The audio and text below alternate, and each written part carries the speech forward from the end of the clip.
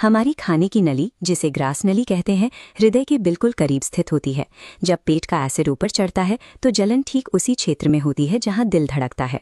इसी शारीरिक निकटता के कारण मरीज अक्सर तीव्र मनोवैज्ञानिक घबराहट का शिकार हो जाते हैं। वे पाचन की इस समस्या को अपनी जान के लिए खतरा मान बैठते हैं। गंभीर GER की असली चुनौती इसकी हार्ट अटैक की हूबहू नकल करने की क्षमता है।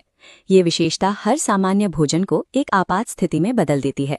सीने में इस तरह के दर्द के साथ आने वाले मरीजों के लिए डॉक्टर एक क्लिनिकल ट्रायाज का पालन करते हैं ताकि स्थिति की गंभीरता को तुरंत मापा जा सके। आमतौर पर बिना किसी गंभीर संकेत वाली एसिडिटी के लिए जटिल लैब टेस्ट या इंटरनल कैमरों की जांच की आवश्यकता नहीं होती। डॉक्टरों का ये फ्लोचार्ट कुछ खास रेड फ्लैग्स पर आधारित होता है। ये संकेत तय करते हैं कि मरीज को तत्काल और गहन जांच की जरूरत है या नहीं। इस चार्ट का पहला महत्वपूर्ण रेड फ्लैग उम्र है। 50 साल से अधिक की आयु वाले मरीजों के मामले में जोखिम का स्तर बदल जाता है। दूसरा गंभीर रेड फ्लैग मरीज की उल्टी में रक्त की उपस्थिति है। उम्र या रक्त की उपस्थिति का कोई भी लक्षण सीधे एंडोस्कोपी की मांग करता है। इस प्रक्रिया से पेट के अंदर मौजूद रक्तस्राव वाले छालों की पुष्टि की जाती है। अधिकांश मामलों में दवाओं से राहत मिल जाती है, लेकिन ये दो रेड फ्लैग्स ये संकेत देते हैं कि एसिडिटी अब एक स्ट्रक्चरल डैमेज का रूप ले चुकी है।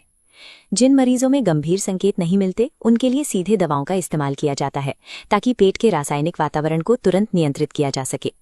इस प्रक्रिया का पहला चरण है pantoprazole 40 milligram, tab pantoprazole 40 milligram.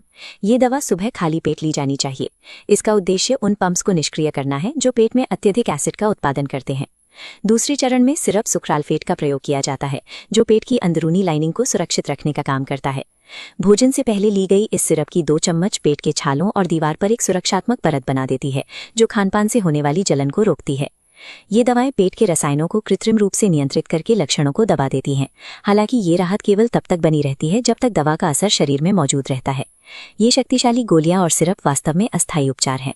ये पेट के अंदरूनी दोष को दूर नहीं करते, बल्कि उसे शांत कर देते हैं। GERD का स्थायी उपचार दवा खाने के बजाय मरीज की दैनिक जीवन शैली और भोजन के चुनाव में छिपा है।